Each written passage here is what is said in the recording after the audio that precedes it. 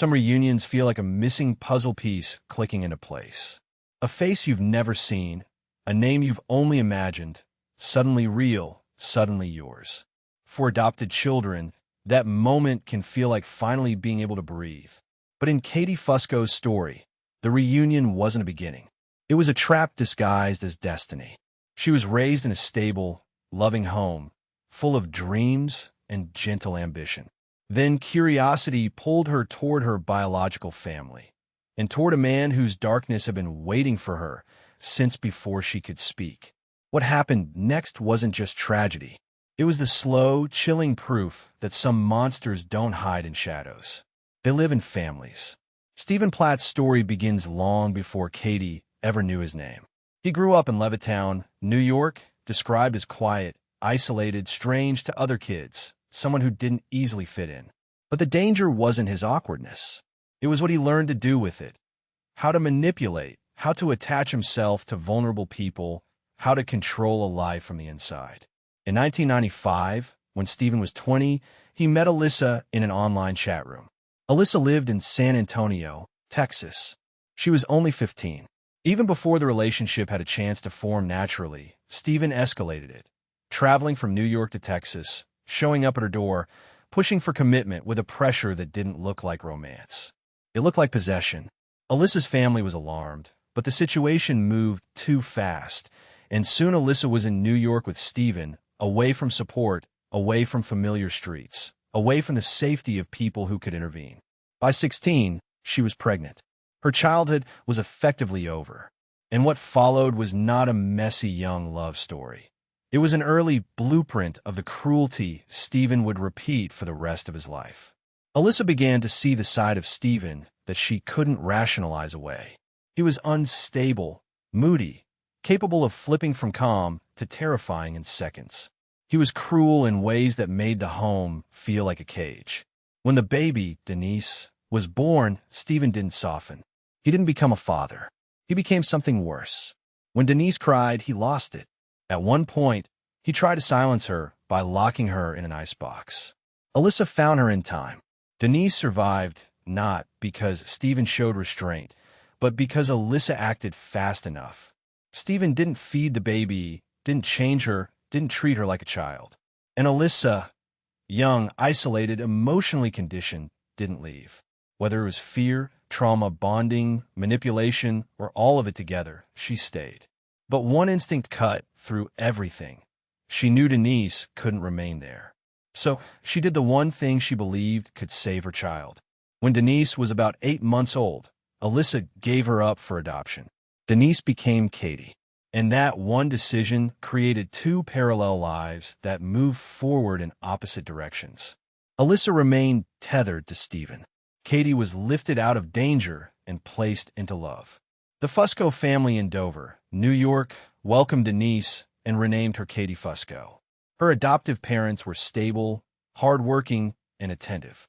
Her adoptive father, Anthony, had worked as a prison guard. Her adoptive mother, Kelly, worked as a secretary. They weren't wealthy or flashy. They were simply present, and presence is what a child needs most. In their home, Katie grew into someone bright and deeply feeling, artistic, creative, compassionate. She loved animals, wrote with unusual maturity, avoided eating meat, and carried that gentle intensity that makes people believe she's destined for something beautiful. In high school, she cheered, planned for college, and dreamed about studying art and building a future in online advertising. She was surrounded by normalcy, the very things Stephen had been incapable of providing. But adoption can leave a quiet ache even in the safest home. At 18, Katie felt the pull that many adopted children feel. The need to know where she came from biologically, to understand her roots, to fill in the empty spaces of identity. The need isn't wrong. It's human. The tragedy is that Katie's curiosity led her straight back to the person Alyssa had tried to protect her from. In August 2016, Katie found her birth mother, Alyssa, through Facebook and reached out. Alyssa responded. Messages turned into plans. They met in person in North Carolina and spoke for hours. Mother and daughter reunited after nearly 2 decades. Alyssa was overwhelmed seeing Katie thriving. Katie was overwhelmed discovering she had siblings. It looked, from the outside, like healing. But something crucial was missing from that reunion: the truth about Stephen. Katie was not told, at least not at first, why she had been placed for adoption. She didn't fully understand the violence Stephen was capable of. She didn't know the reunion was not simply reconnecting with a family. It was stepping back toward a predator who had never truly let go. The moment Stephen entered Katie's life, the tone shifted from emotional to ominous. At first, the meeting seemed normal, almost too normal. Katie met Stephen soon after meeting Alyssa, and by appearances it went well. That surface-level calm is what makes stories like this so terrifying. Danger rarely announces itself with horns and warnings. Sometimes it arrives as charm, as attention, as a sense of belonging you've waited your whole life to feel. Then Katie made a decision that stunned everyone. She chose to move in with Alyssa and Stephen. For her adoptive parents, the people who had raised her, protected her, and supported her dreams, this felt like being punched in the chest. They didn't want to control her. They didn't want to deny her the right to know her biological family. But they could see what she couldn't, that she was abandoning stability for a home she didn't truly understand. Still, Katie was 18, legally an adult. She could choose her own life, even if the choice frightened the people who loved her most. At this time, Alyssa and Stephen's marriage was already collapsing. They lived under the same roof, but their relationship was fractured, separate beds, separation looming. And then Katie arrived, and something changed in Stephen in a way that set off alarms. His attention locked onto Katie with an intensity that didn't resemble a father reconnecting with a daughter. It resembled obsession. He began to dress differently, to style himself younger, to reshape his appearance. And then came the most disturbing behavior. He moved out of his own bedroom and began sleeping on the floor of Katie's room. Imagine the confusion inside that house. Imagine the silence after witnessing something too wrong to label. Alyssa, still living there, saw it happening. Their other children saw it happening. And yet the situation didn't snap into resolution. It dragged. It blurred. It became the kind of unthinkable that people struggle to confront precisely because it is unthinkable. In November 2016, Alyssa moved out, taking steps towards separation and sharing custody of their younger daughters. But her leaving didn't make Katie safer. It made Stephen freer. With Alyssa gone, there was less friction, less oversight, fewer adult eyes between Stephen and the daughter he had begun treating like a possession. Then, in May 2017, Alyssa discovered the truth in the most gutting way possible, through a diary entry. Stephen and Katie were in a relationship. Not a rumor, not a misunderstanding. A sexual relationship. Katie was pregnant with Stephen's child. Alyssa called Stephen, horrified, desperate, expecting denial or panic. But Stephen's response was coldly casual, as if he'd been waiting for the world to catch up with what he'd already decided. I thought you knew. We love each other. No scum, no fear, just entitlement. Alyssa went to police. Yet, according to the transcript, nothing immediate stopped the momentum. Stephen and Katie moved in with Stephen's mother in North Carolina. Plans for marriage surfaced, another step that turned private horror into public nightmare. The adults around them, Stephen's mother, even Katie's adoptive parents, ended up present at what came next, not necessarily as approval, but as witnesses to a situation that had become surreal. On July 20th, 2017, in Parkton, Maryland, Stephen, 43 years old, and Katie, 20, were married. Katie was visibly pregnant. Photos were shared on social media, as if this were a normal wedding. That detail is almost unbearable. The performance of normality wrapped around something illegal and morally catastrophic. Stephen reportedly claimed they weren't biologically related, a lie used to push paperwork through and make the marriage appear legitimate. The question people always ask is, how could Katie choose this? But coercion doesn't always look like threats. Stephen had years, decades, of practice controlling people.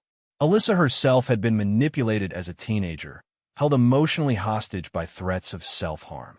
Katie, searching for identity and belonging, may have been especially vulnerable to intense attention, grooming, and psychological distortion, especially if she didn't fully believe, at first, the warnings about Stephen's past. Even when Alyssa tried to tell Katie the truth, that Stephen had been abusive, dangerous, and capable of harm, Katie seemed emotionally distant, as if her reality had already been overwritten. And then the baby arrived. On September 1st, 2017, Katie gave birth to a boy named Bennett Platt. For a moment, it might have looked like the nightmare had peaked. But the truth was harsher. The story wasn't reaching its end. It was approaching its most violent chapter. By early 2018, the legal system finally began to close in. Stephen and Katie were arrested in January, and the details spilled into the public like gasoline on fire. In court, Stephen's lawyer framed the relationship as mutual, claiming Stephen was in love and that their feelings outweighed the fact they were biologically related. It's the kind of argument that feels less like a defense and more like a confession of moral collapse, because it tries to dress exploitation in the language of romance. Yet, even after arrest, the system still couldn't fully contain the danger. Stephen and Katie were released on bond, and restrictions were put in place to prevent contact. Bennett, the infant, ended up in the care network involving Stephen's mother and Katie. The situation was unstable, tense, and ripe for a breaking point. This is where the story becomes especially chilling, not just because of what Stephen did, but because of how predictable his mindset becomes when viewed through the pattern of his life. Stephen didn't tolerate rejection. He didn't tolerate loss of control. Alyssa tried to leave him multiple times over the years. He used threats and manipulation to pull her back. Now, Katie, the center of his obsession, was slipping away, and Stephen's ego could not accept that. Katie eventually moved back in with her adoptive parents, the Fuscos, and away from Stephen's influence.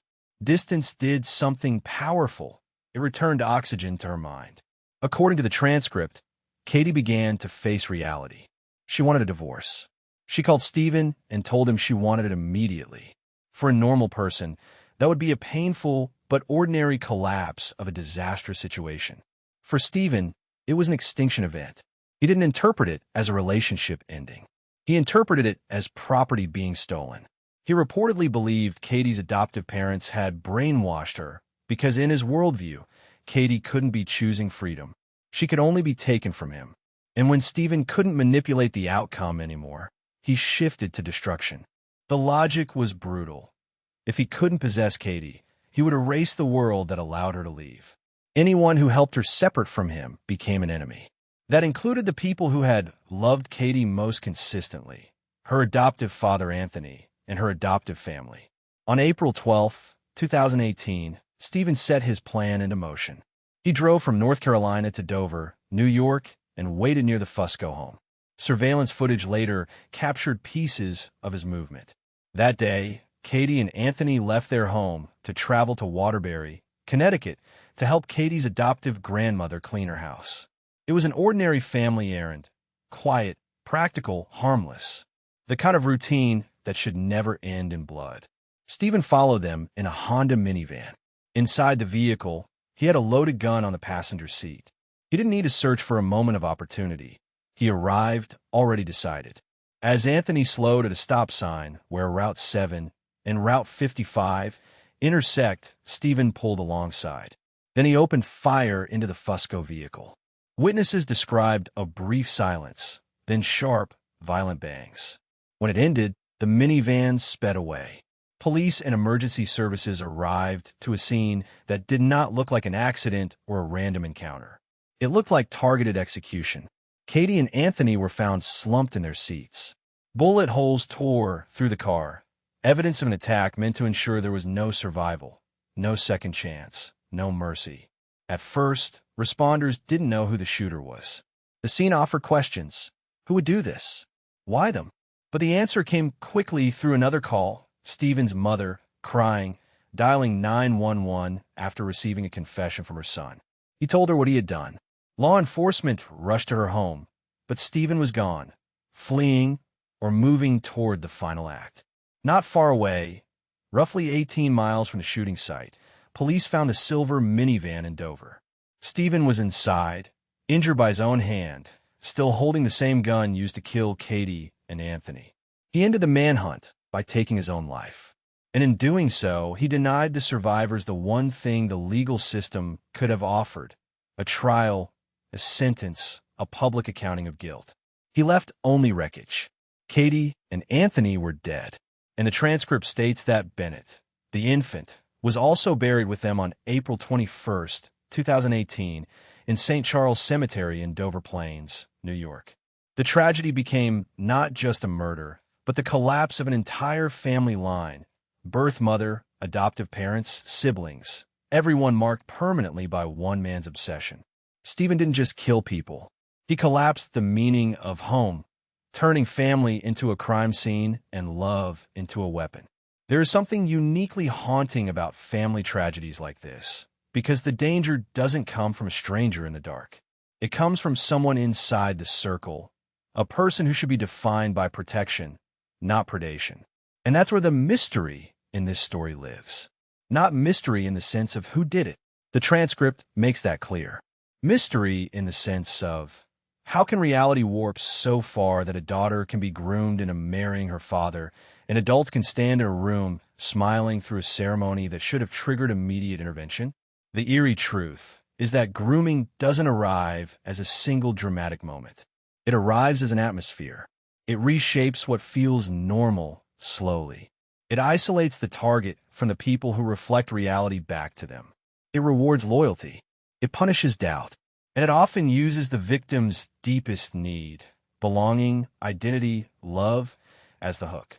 Katie was adopted, raised with care, and still carried that natural curiosity about her origins. That curiosity wasn't weakness. It was a human desire to understand oneself. Stephen didn't create that desire, but he exploited it. He stepped into the role of missing father like a costume. He offered attention that felt like destiny. He made her feel chosen. For someone searching for where she came from, chosen can feel like proof you matter. Meanwhile, Alyssa's silence in the early reconnection, whether from shame, fear, trauma, or the instinct to keep the reunion light, may have left Katie without critical context. And even when Alyssa finally tried to warn her, the transcript suggests Katie responded like she couldn't emotionally register it. That's another haunting feature of manipulation. It can make truth feel unreal and make danger feel like love. The household dynamics add another layer of dread. Stephen sleeping on Katie's floor, dressing younger, fixating openly. These weren't subtle signals. They were glaring. Yet the family's reaction, described as confusion and frozen disbelief, is tragically common. When something violates every social rule, people often hesitate, not because they approve, but because their brains can't file it into a category fast enough to respond. This can't be happening becomes the first instinct, and predators thrive in that delay. Then there's the almost ritual-like symbolism of the wedding. A public ceremony that should mark a healthy union became, instead, a mask, a performance, a way to legalize the unacceptable. And perhaps that's why the case feels almost mystical in the worst way, because it's like watching an evil spell get stronger each time reality fails to interrupt it. Even the timeline carries a grim echo. Stephen's control began when he was 20 and Alyssa was 15, a pattern of targeting youth and vulnerability. Years later, he repeats the dynamic with his daughter, using power, age, and psychological dominance. The story loops back on itself like a curse passed through time. The same man, the same hunger for control, the same destruction of boundaries, just a different victim. And finally, the ending has a particularly chilling emptiness. Stephen removes himself from the world after committing the ultimate harm, leaving no courtroom confrontation, no full confession, no public dismantling of his lies. It's as if he wanted the final word even in death, controlling the narrative by ensuring there would be no trial to expose him, no cross-examination to strip away his self-justifications. In that sense, his suicide wasn't remorse. It was control. What remains for the living is the kind of haunting that never resolves neatly. Alyssa's lifelong grief, the Fusco family's devastation, The questions about what could have been done sooner, the horror of realizing that sometimes the biggest danger is not out there, but embedded in the people we are told to trust. And the most painful ghost of all is Katie herself, because she didn't start her search for family to find a monster. She started it to find herself. If there is anything condemning about this case, and there is plenty, it's not only the cruelty of Stephen Platt. It's the chain of failures and delays that allowed the cruelty to keep escalating until it became irreversible. Stephen's behavior followed a pattern across decades, targeting a teenage girl, isolating her, abusing her, terrifying her, threatening self-harm to maintain control. That pattern alone should have set off alarms long before Katie ever re-entered his life. But patterns are only useful if they're recognized and acted upon. Too often, people around abusers explain away instability as relationship problems, cruelty as temper, manipulation as mental health, until the violence becomes undeniable, and by then, it's usually too late. When Alyssa called police after discovering the pregnancy and incestuous relationship, the transcript indicates no immediate action stopped Stephen from continuing, relocating, and even proceeding toward marriage. That is the most infuriating part, the system's inability or unwillingness to move with the urgency this situation demanded. When a parent is sexually involved with their child, that is not a relationship. It is abuse, exploitation, and a public safety emergency. The fact that the story progressed to a wedding suggests gaps in oversight that deserve harsh scrutiny. Then there's the legal maneuvers Stephen used, claiming they were not biologically related. That lie allegedly helped the marriage paperwork slide through. If that's accurate, it exposes a terrifying vulnerability in administrative systems. Paperwork can be weaponized by predators. When institutions rely too heavily on self-reporting in situations where deception is the entire point, predators will always win the first round. The social failure is just as damning. Adults attended the wedding. People witnessed the relationship shift. People saw warning signs. Some may have stayed quiet out of shock, denial, or fear of making things worse. But silence becomes oxygen for abuse. And in this case, silence didn't just harm Katie. It helped the predator feel untouchable. It's also important to address the hardest truth. Victims can appear to choose their abuser. That does not mean the abuse is mutual. It means manipulation has succeeded. A groomed person can defend the person harming them, reject people trying to help, and even adopt the abuser's narrative as their own. That's not proof of consent. It's proof of control. And systems that interpret that behavior as an adult making their own choices risk abandoning victims at the exact moment they need intervention the most. The final tragedy, April 12, 2018, was not spontaneous. It was planned. Stephen followed them. He brought a weapon. He waited for the right moment. That means there were likely opportunities earlier where stronger protective measures could have mattered.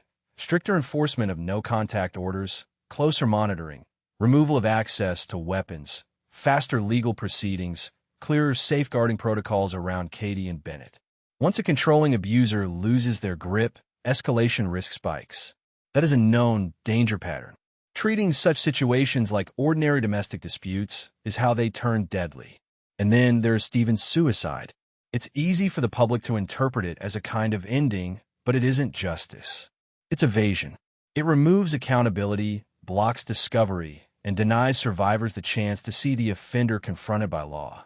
It is the final selfish act in a life defined by selfishness. What this case should leave us with is not just shock, but a fierce refusal to romanticize or soften what happened. This wasn't love. It wasn't forbidden romance. It wasn't complicated. It was exploitation, grooming, and violence, enabled by fear, confusion, and systemic gaps. And the price was 3 lives and a lifelong crater in everyone left behind. If we condemn anything, we should condemn the cultural instinct to look away when something feels too ugly to name. Because predators count on that instinct. They count on discomfort. They count on denial. Stephen Platt didn't need secrecy alone. He needed hesitation. and far too many hesitated until the story ended in gunfire. Some stories end with a verdict. This one ended with a man deciding he'd rather burn the world than lose control of it. Katie Fusco searched for family and found a predator wearing a father's name. The tragedy isn't only what happened, it's how long it was allowed to happen until there was no undoing it.